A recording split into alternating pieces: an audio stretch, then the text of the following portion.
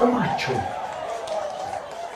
ይሄ እንደ ሀገራችን ባሉ ጥንታዊ የሰው ልጅ ስልጣኔ ባለቤት በሆኑ ሀገራት ላይ ስለነበሩ ስለተሰወሩ የሰው ልጅ ትላልቅ የሳይንስ አበርክቶች በፍጹም እንዳነሳ የማይፈልጉ ብዙ ሰዎች አሉ።